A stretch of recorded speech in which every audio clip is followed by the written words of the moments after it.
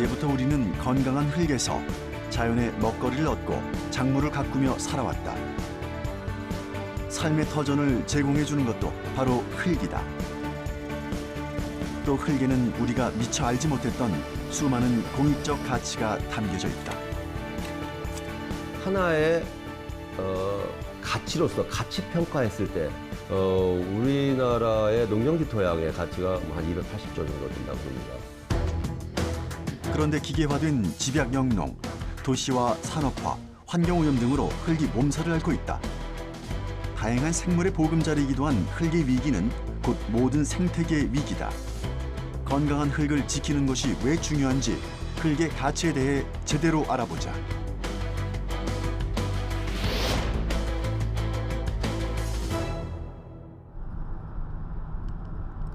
흙은 농업 생산의 중요한 기반이다. 사람들이 먹어야 하는 먹거리의 95%를 흙을 통해 제공받는다. 흙이 유실되거나 그 기능이 저하되면 우리에게 직접적인 피해가 오는 것이다. 건강한 흙이 안전하고 질 좋은 농산물을 길러내기 때문에 농민 오창균 씨는 무엇보다 흙 관리에 힘쓰고 있다고 한다. 보시면 이렇게 낙엽이 이렇게 붉고 올라와 있지 않습니까? 요게 이제 마늘이 뚫고 올라오는 거예요. 그래서 좀 어려움을 겪고 있기 때문에 제가 마늘을 흐트러뜨려서 좀 쉽게 올라올 수 있도록 도와주는 겁니다. 이렇게 해서 햇볕만 보게 해주면은 이제 스스로 이제 올라옵니다. 뾰족한 마늘잎이 낙엽을 뚫고 사방에서 올라오기 시작한다. 그런데 오창균 씨의 밭에 유독 낙엽들이 많은 이유는 무엇일까? 낙엽은 보온과 수분 유지뿐만 아니라 풀씨의 발화를 막아주는 효과도 있다. 낙엽을 쓰는 이유는 뭐 일반적으로는 이제 보통 농사하시는 분들이 풀 때문에 많이 고생들 하시는데 낙엽을 쓰면은 이제 풀 잡는 일이 거의 없고요. 그리고 낙엽을 덮어놓으면 흙이 굳지를 않습니다. 그리고 적절하게 수분을 유지하기 때문에 흙 속에 있는 미생물이라든가 이런 것들 잘 증식을 하고 활동을 하고 그리고 낙엽이 다 분해돼서 이게 다시 흙 속의 양분으로 돌아가고 있습니다. 그래서 저희는 뭐 특별 비료라든가 이런 걸 쓰지 않고 낙엽만으로도 충분히 그 모든 농사가 가능합니다. 낙엽은 농사에 아주 유용한 밑거름이 된다.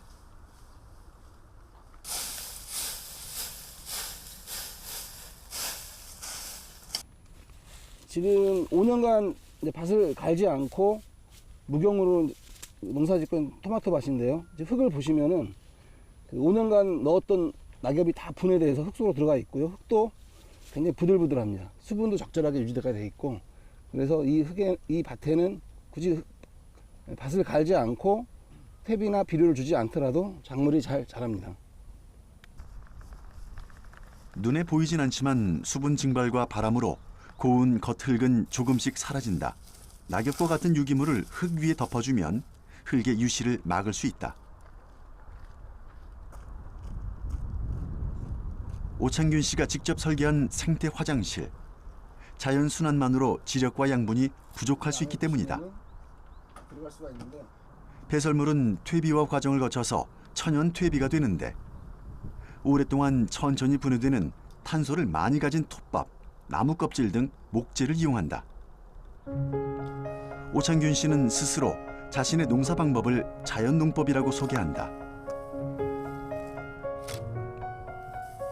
화학 비료와 농약을 쓰지 않는다는 건 유기농업과 비슷하지만 자연농업은 흙을 갈지 않고 풀도 뽑지 않은 것이 특징이다. 그럼에도 불구하고 농사가 잘 되는 비법을 물었더니 다시 낙엽을 꼽는다. 오창균 씨는 농사가 시작되는 봄이면 산과 숲에서 미생물에 의해 분해된 나무와 낙엽의 부엽토를 긁어온다. 자연 미생물에 의해서 낙엽이나 잔가지 등이 잘게 분해되면 부엽토가 되는데 자연이 만든 최상급 퇴비라고 할 수 있다. 지금 최근에 겨울 동안은 비바람 맞고 눈 맞아서 그 겉에 있는 낙엽들은 잘 지금 까맣게 지금 그 분해가 되고 있는 상태입니다.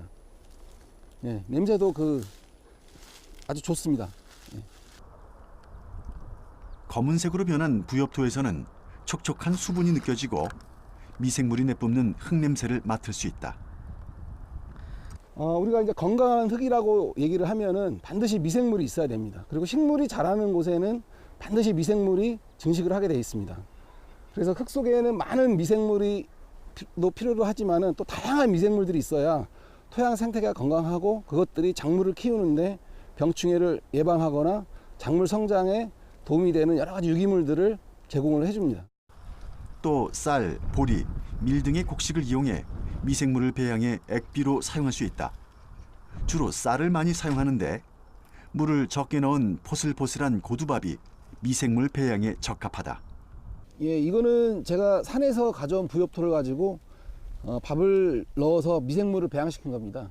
그러니까 산이나 숲에서 배양을 하면 더 좋지만 사정이 여의치가 않아서 저는 항상 그 부엽토를 좀 가져와 가지고 농장에서 필요한 만큼만 항상 배양해서 흙에 사용하고 있습니다. 누룩을 만드는 것과 비슷한데 배양이 잘 될 수 있도록 20도 내외의 따뜻한 온도와 습도를 유지하면 된다. 배양된 미생물은 물과 희석해 퇴비 만들기에 사용하거나 흙과 작물에 뿌려주는데 이렇게 관리하는 흙은 식물의 영양 창고와 다름없다. 생산성만을 높이려고 제초제를 살포하고 화학 비료를 뿌리게 되면 토양이 산성화된다고 하는데 농사의 근본이라고 할 수 있는 흙이 스트레스 받지 않도록 소중히 다루는 것이 무엇보다 중요하다고 강조한다. 커다란 바위가 오랜 세월 동안 비, 바람, 식물 등에 의해 부서지는 풍화작용을 통해 흙으로 만들어지는데 동식물에서 유래한 유기물이 합쳐져서 토양층이 점점 깊어진다. 흙 1cm가 쌓이는 데는 무려 200년 이상이 걸린다고 한다. 흙 속에는 다양한 유기물과 무기물이 존재하는데 좋은 토양의 조건은 무기물 45%와 유기물 5%로 구성되고 수분이 25%, 공기가 25% 정도 들어있는 상태라고 한다. 흙에는 다양한 기능이 내재돼 있다. 흙은 모든 자연의 양분을 공급해주고 농작물을 자랄 수 있게 하는 근간이다. 또 수자원 함량, 지하수 정화, 탄소 저장 효과도 있다. 여기에 곤충이나 미생물에 이르기까지 다양한 생물에 서식처를 제공하고 순환하게 함으로써 지구 생태계를 유지시키는 역할도 수행한다.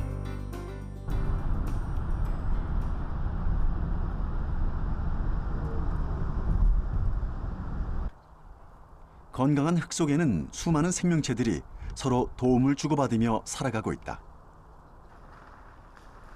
경기도 고양시 지렁이 과학관. 일명 지렁이 박사로 통한다는 최훈근 박사를 만났다. 지렁이는 과연 어떤 생물일까?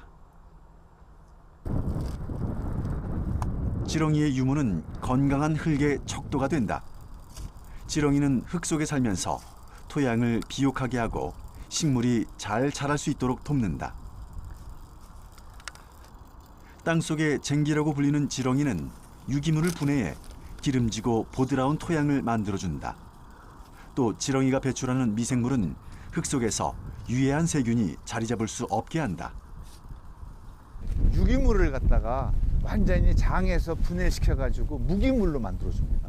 무기물로 만들어주면 토양에 들어가가지고 식물이 뿌리에서 바로 흡수할 수가 있습니다. 그 한 가지가 있고요. 또 한 가지는 이게 중성이에요. 우리나라 토양은 대부분 산성인데 중성이다 보니까 토양을 갖다 중화하는 효과가 있고요. 또 한 가지는 여기에 미생물 수가 일반 토양보다 50배 정도가 많아요.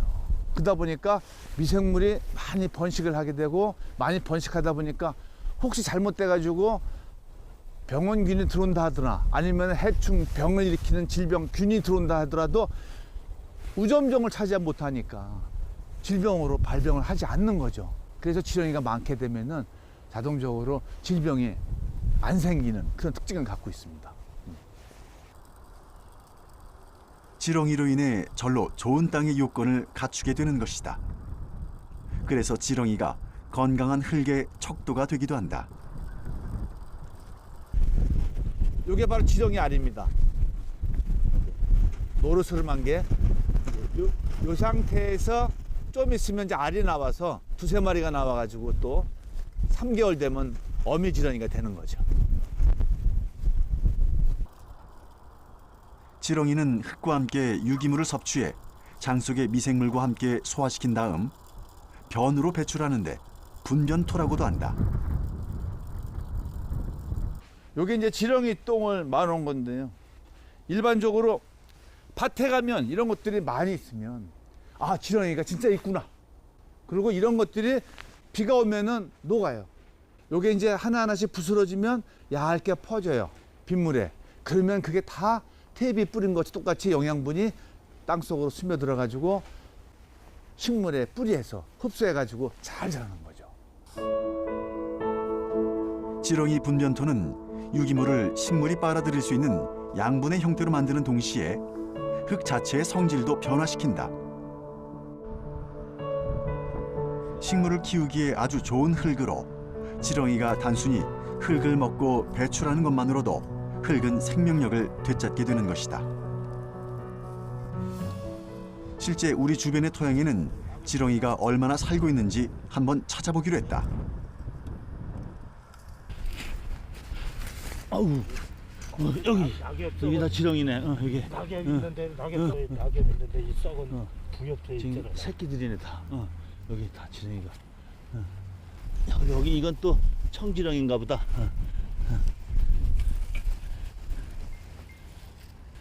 이게 먹이가 좋고 이게 다 지렁이 여기저기도 있네. 요건 새끼네. 애기 지렁이야. 요 거기 큰 지렁이 나왔어. 이런 지렁이가 이제 중간 지렁이 큰 거. 야, 그것도 많이 나오네 막. 여기 이제 크겠다. 낙엽 속에 있어요. 다른 데가 찾을 거. 이 토양에서는 비교적 많은 양의 지렁이를 발견할 수 있었다. 지렁이가 움직이면서 만든 구멍은 빗물과 공기가 드나드는 통로가 된다. 흙이 공기와 수분, 영양분을 충분히 머금을 수 있는 상태로 만들어주는 것이다. 땅에 지렁이가 많으면 농사가 잘 된다는 말이 바로 이런 현상에서 나온 말이다. 이렇게 쏘알쏘알 이렇게 뭉쳐져 있는 것도 이렇게 이런 것들 갖다 떼알구조라고 그러죠. 그럼 요거 이제 요 사이로 공기도 들어가고 물도 들어가고 이제 요 사이에서 미생물이 잘 자라가지고 이제 유기물이 들어가면 분해해서 식물이 바로 이용할 수 있도록 이렇게 최적의 상태를 갖다 온 떼알구조라고 이렇게 얘기를 합니다. 인근의 또 다른 토양으로 안내하는 최훈근 박사. 이번에도 지렁이를 찾기 위해 땅을 파보는데 있을 것 같은데 이런 데는 지렁이가 없어요. 지렁이가 없어.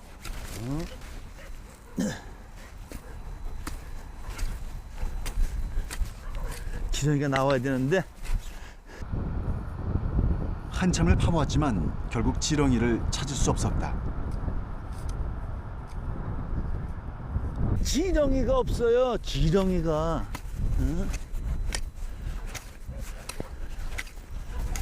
있을 것 같은데도 지렁이가 이렇게 없어요. 야,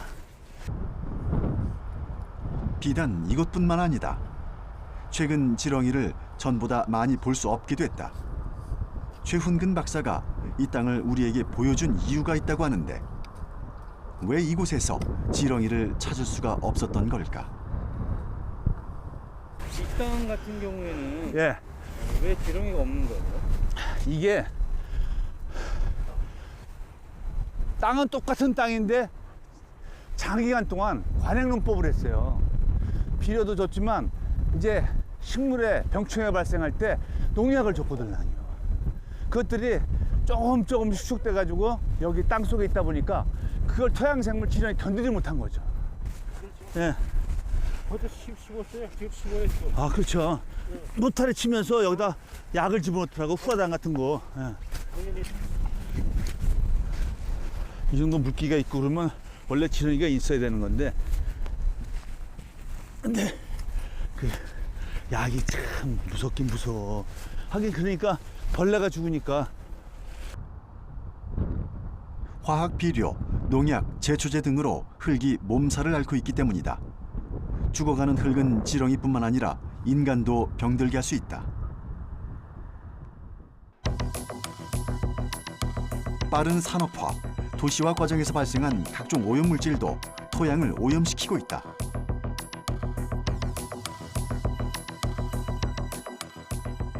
일반적으로 이제 토양 오염은 그 중금속이라든지 유기 오염 물질, 그다음에 영양 염류 이런 것들이 이제 토양에 집적돼 있을 때 토양에도 영향을 주고 또 식물에도 영향을 주고 그다음에 지하수에도 영향을 줍니다.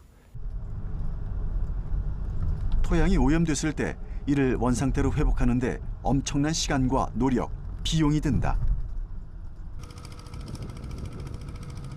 충남 서천군 옛 장항제련소 부지. 본래는 1936년 세워진 조선제련 주식회사였다가 이후에 장항제련소로 운영됐다. 경제개발 시기 공을 세우기도 했으나 오염 문제가 꾸준히 지적됐다.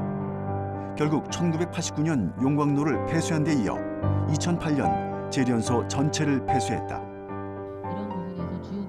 정밀 조사 결과 제련소 반경 4km 내 토양에서 비소로 인한 오염이 우려 기준을 초과했음이 드러났다. 정부는 환경 피해 해소와 생활 환경 개선을 위해 2009년 7월 장항제련소 주변 지역 토양 오염 개선 종합 대책을 세웠다. 하지만 그때까지 제련소 인근의 주민들은 중금속에 노출된 채 살아온 것이다. 이후 이곳에는 경작 금지, 지역 주민 이주 조치가 이루어졌고 오염된 중금속을 제거하기 위해 토양 정화 작업에 들어갔다. 장항제련소 굴뚝을 중심으로 4km까지를 오염 지역으로 구분했다.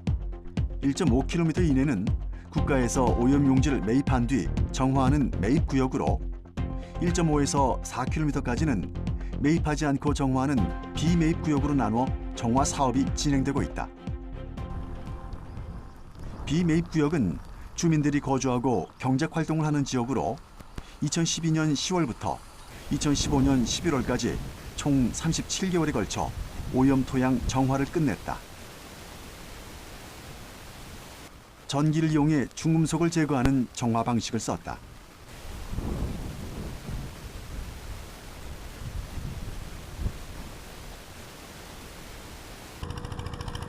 현재는 용지 매입을 한 구역에 대한 중금속 오염토 정화의 한창이다. 토양 세척 정화 설비가 구축된 시설에서 직접 정화가 이루어지고 있다. 퍼온 흙을 기계에 넣어 자갈과 나뭇가지, 쓰레기 등을 걸러내는 선별 과정이 먼저 진행된다. 선별 작업을 하는 이유는 불착된 오염 토양에서 자갈, 금속류, 나무 뿌리와 같은 크기가 큰 물질이나 기타 이물질이 포함되어져 있습니다. 따라서 이러한 물질들을 사전에 분리함으로써 세척 공정이 원활히 진행될 수 있도록 하고 오염 토양의 입자를 크기별로 잘 분리시킴으로써 각각의 세척 장치들에서 오염 토양 정화가 효율적으로 진행될 수 있도록 하기 위해서입니다. 선별 과정이 끝나면 오염된 흙을 세척하는 정화 작업이 이루어진다. 오염 토양의 입자 특성에 따라 굵기별로 나눈 뒤 물로 일일이 씻어내는 방식이다. 오염토를 희석하는 데 사용된 물은 방류하지 않고 다시 재활용해 정화 작업에 사용한다. 물과 희석하고 탈수하는 작업을 몇 차례 반복한 뒤 세척된 흙은 컨베이어 벨트를 따라 이동하면서 다시 모여진다.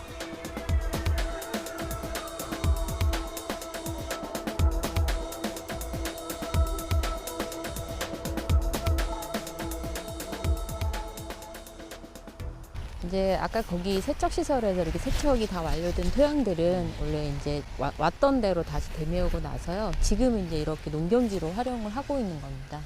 요게 그러면은 기존에 있는 흙들을 다 갈아엎은 거예요? 네, 이제 기존에 오염된 토양을 다 걷어서 세척을 하고 나서 다시 여기에 이제 되메우고요. 정화하기 전 중금속으로 크게 오염됐던 논밭은 1차 정화 사업 종료 후 현재까지 농작물 생육 상태를 모니터링 중에 있는데 생육에 큰 지장이 없다는 분석이다. 문제는 오염 정도가 심한 반경 1.5km 이내 지역의 송림숲이었다. 식물이 자라지 않는 땅은 흙을 직접 씻어내는 정화 작업이 가능했지만 수령 60년 이상의 소나무가 자라고 있는 송림숲은 불가능했기 때문이다. 대규모 식생 지역의 피해를 최소화하면서 토양 오염물질의 인체 노출을 최대한 줄이기 위해 국내 최초로 대안공법을 활용하기로 했다. 중금속 제거 효율이 높은 식물을 재배하고 오염 토양 상부에 흙을 덮는 작업 등을 통해 오염물질이 흩어지는 것을 방지하는 것이다. 비소 축적이 가능한 식물을 찾기 위해 식물 10종을 대상으로 온실에서 여러 차례 실험을 거쳤다. 네, 송림숲 지역은 산림으로 이루어져 있어 산림보호가 필요하고 보시다시피 부지 내 기계 장비 진입이 어려운 등을 이유로 대안공법을 적용하게 되었습니다. 이러한 대안공법은 기존의 생태 환경을 유지 복원하면서 토양 오염 물질이 인체와 환경에 영향을 줄 수 있는 부분을 최소화시키는 공법입니다. 철사나무를 흙에 뿌려 중금속 물질과 화학 반응을 일으키도록 유도하는 방법도 활용됐다. 비소는 철과 결합력이 강해 철이 함유된 점토 광물을 비소 오염토에 뿌리고 잘 섞으면 철에 묶여 옴짝달싹할 수 없는 상태가 된다고 한다.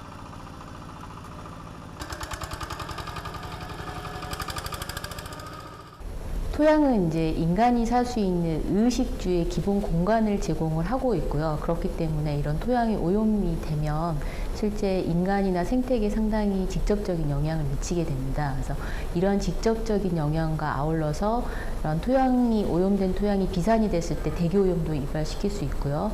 또한 이런 토양 오염이 지하수로 갔을 때는 지하수가 오염이 되고 또 이런 지하수 흐름에 따라 오염이 확산이 될 수 있는 이런 여러 간접적인 악영향들이 발생을 할 수 있기 때문에 신속하게 토양이 오염되면 정화가 필요합니다.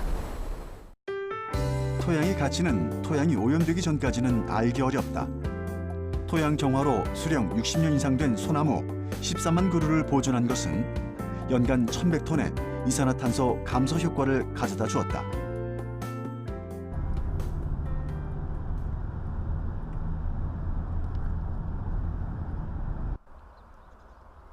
충남 천안시 장산마을. 천안시는 오이 주산지로 유명하다. 보통 시설 재배 오이는 4월 초순부터 수확을 시작해 6월 말까지 수확을 하게 되는데 주기적으로 토양 검정이 필요하다.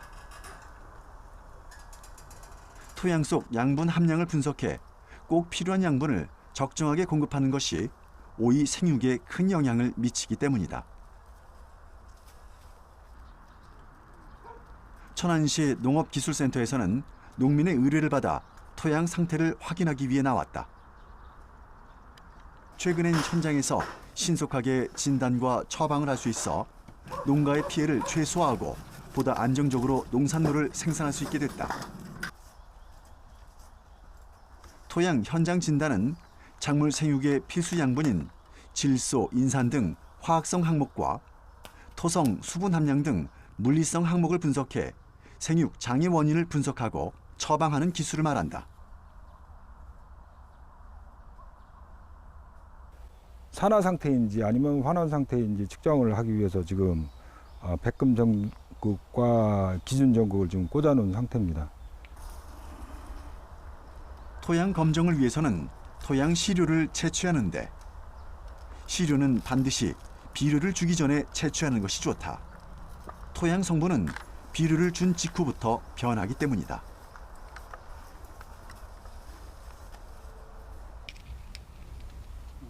이게 한 군데에서만 채취하는 게 아니에요? 그렇죠. 보통 검사를 할 경우 한 3번 정도 반복을 해서 검사를 해서 평균값을 구해서 이제 농가한테 이제 통보를 합니다. 토양 검사를 위해서는 같은 필진의 여러 지점의 토양에서 토양을 채취한다. 분석 장비를 이용해 현장에서도 간단한 진단과 처방이 가능한데 봄철 영농기는 작물에 필요한 영양분을 토양에 보충하기 위해 밑거름을 주는 시기다. 현재 토양 영양 상태를 정확히 알아야만 적정 시비가 이루어질 수 있다. 건강한 상태의 토양은 pH가 6에서 한 7 정도 돼야지 작물에 유용한 상태가 된다고 이렇게 말씀드릴 수가 있겠습니다. 토양 검정을 통해 분석된 토양의 영양 상태를 바탕으로 작물별로 필요한 최적의 비료와 퇴비 양으로 농가에 제공된다. pH가 지금 6.1 정도 나왔고요. EC가 전기 전도도가 2.1 정도가 나왔습니다. 그리고 NO3 질산태 질소가 71.7. 현장 진단을 좀 자주 하시는 편이세요? 예, 저희 작물에 좀 이상이 있어 보이거나 아니면 물 관리에 좀 문제가 있을 때는 항상 연락을 해가지고 현장 검정을 신청하고 있습니다. 그래서 1년에 한 번 내지 2번, 많을 때는 한 3번까지도 지도를 받고 있습니다. 최근 농민들의 토양 검정 분석 의뢰가 꾸준히 늘고 있다고 하는데 농사를 지으면서 가장 중요한 기본이 바로 토양이기 때문이다. 오이 농사만 30년이 넘었다는 농민 임성희 씨. 자식 같은 오이가 잘 자라기만을 바라는 마음으로 꾸준히 토양 검사를 받고 있다고 한다. 지금 뭐 오이 생육 진단 관리죠. 뭐 생육 관리죠. 뭐 물론 추비도 있고 저기 하지만 생육 진단이 제일 중요하죠. 물리적 성질의 좋고 나쁨은 손끝으로 간단히 진단할 수 있다. 위에서부터 흙을 눌러보다 부드럽게 느껴지는 부분이 있다면 때알 구조가 잘 형성되어 공급률, 보습력, 통기성이 모두 좋은 토양이다. 반면 딱딱하게 느껴지는 부분은 통기성도 나쁘고 배수가 안 돼 뿌리가 자라는데 불리한 조건이다. 지금 토양이 얼마만큼 부드러운가 좀 알기 위해서 이제 손으로 이제 찍어봤습니다. 찍어봤는데 입자 밀도로 보면 0.8에서 한 1.0 정도 이렇게 나와서 토양이 상당히 푸실푸실하다고 그래야 되나 공급량이 상당히 많아서 뿌리 내림에 상당히 양호할 것으로 이렇게 생각이 됩니다. 뿌리를 좀 더 자세히 살펴보면 흙의 상태를 더 자세히 알 수 있다. 뿌리가 이렇게 쫙 뻗었잖아요. 뿌리. 이렇게 뿌리가 잔뿌리가 많이 나야 이게 되거든요. 양분 흡수하는 이게 뿌리거든요. 이게. 무조건 많이 넣는 게 아니라 이 작물 상태에 따라서 추비를 해야 됩니다.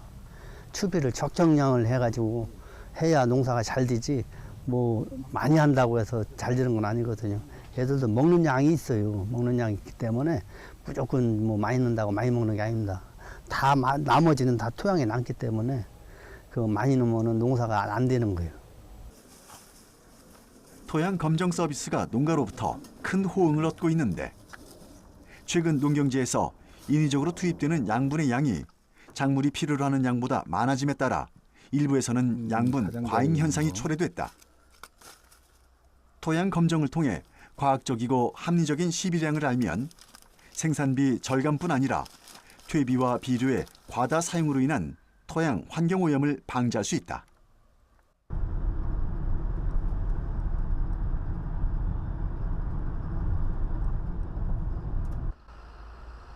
농촌진흥청 국립식량과학원 장기 시험 포장지. 시험 포장지란 작물에 대한 생육 조사와 연구를 목적으로 관리하는 토양을 말한다. 일반 농가뿐만 아니라 이곳에서도 토양의 물리성을 보다 정밀히 조사하기 위한 토양 분석이 이루어진다. 시료 채취는 지표면의 이물질 등 흙 1에서 2cm를 걷어내고 삽이나 채취기를 이용해 작물의 뿌리 깊이까지 파내 부피 2에서 3cm 정도의 토양을 채취한다. 동일한 시험 포장에서 최소 7개에서 수십 개의 시료가 필요하다. 깊이는 농업 분야에서는 벼 같은 경우에는 벼가 최대한 뻗을 수 있는 15cm. 만약에 뭐 오이 같은 경우는 최대한 뻗을 수 있는 게 20이나 30cm거든요.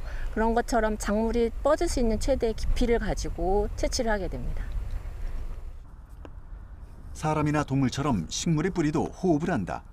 건강한 흙에는 산소가 많아서 식물의 뿌리가 호흡을 잘할 수 있게 도와주기 때문에 뿌리가 깊고 넓게 뻗는다.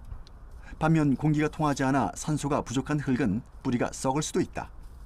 이게 이제 여기서 수연 뿌리 형태로 벼가 자라게 되는데 요 위에는 많은데 이제 이 아래 깊이까지 이제 뿌리가 뻗는지, 그러니까 여기가 표면이고 끝에 이제 15cm나 그 이상 뻗는지를 보시면 작물이 잘 자랐다는 증거거든요. 뿌리 양이 많을수록 작물은 더 잘 자랐을 거거든요. 사람이 입을 통해서 음식을 섭취하는데 작물은 토양 속에 뿌리를 통해서 토양으로부터 양분을 흡수합니다. 뿌리가 자라는데 불리한 토양은 작물이 자라기에도 허약한 흙이다. 시료를 채취해 빠른 시일 내에 토양 분석을 하지 못할 경우 비닐에 담아 햇볕이 들지 않는 그늘에서 서서히 건조시킨다.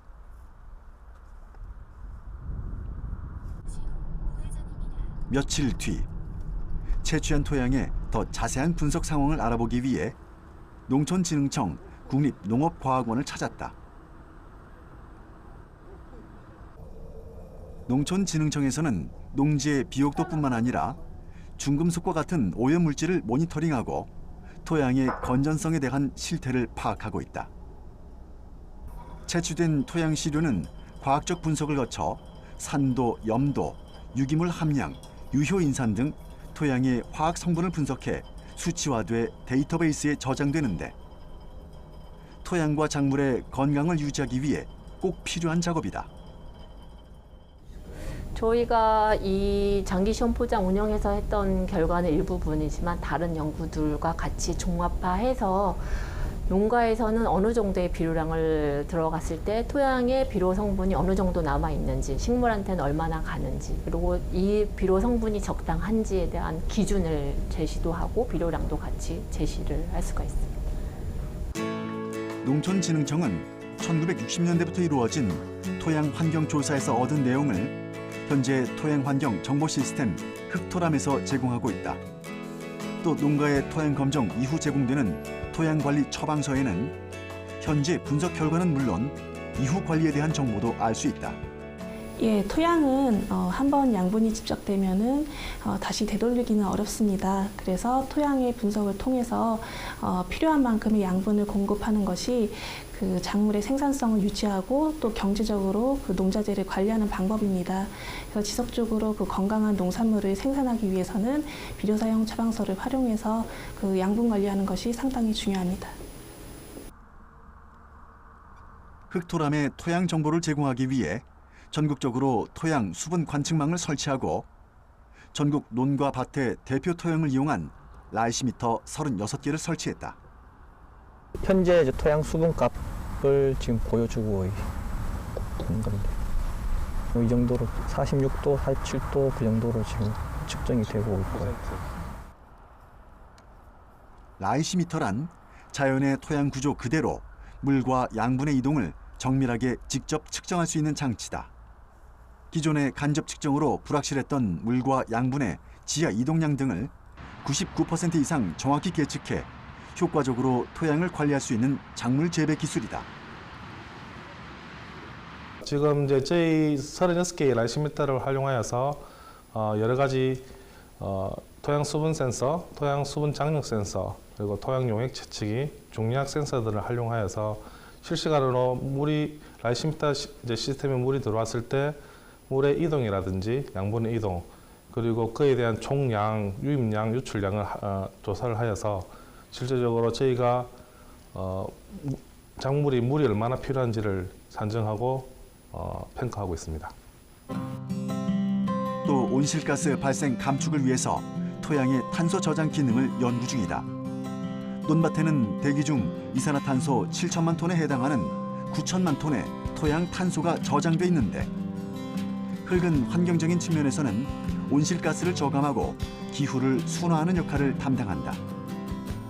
토양이 원래 자연에서 많이 입자 생성됩니다. 그래서 그런 입자 암석에서 유래됐던 토양들이 그 구성 비율에 따라서 공간이 생기고 그 공간에 낙엽이나 식물이나 동물 사체들이 이렇게 가둬지고 또한 그 입자에 붙고 해서 이렇게 토양 내 탄소가 저장되는 그런 기능이 저장됩니다. 그래서 이런 기능들이 뭐 토양의 발달을 시키고 또 환경을 보존하는 역할을 합니다. 원자력 발전소 사고나 핵실험 때 나오는 방사성 세슘. 인체에 흡수되면 장기와 근육에 쉽게 축적돼 질병을 유발한다. 최근 이 세슘을 99% 이상 제거할 수 있는 흡착제를 대량 생산하는 기술이 개발됐다. 그런데 그 재료가 바로 흙에서 나왔다. 경기도의 한 대학 연구소. 방사성 세슘 흡착제란 방사성 세슘을 물리적 화학적으로 흡착해 제거하는 고분자 물질이다.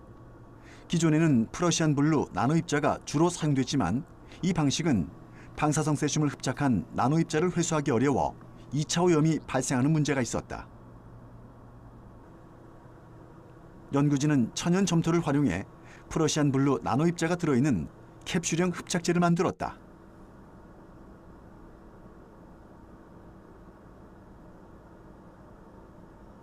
근데 일반적으로 환경에 오염됐다는 것은 토양이 오염되거나 또 물이 오염되는 것은 불특정한 지역을 중심으로 상당히 넓은 범위에서 오염이 되게 됩니다.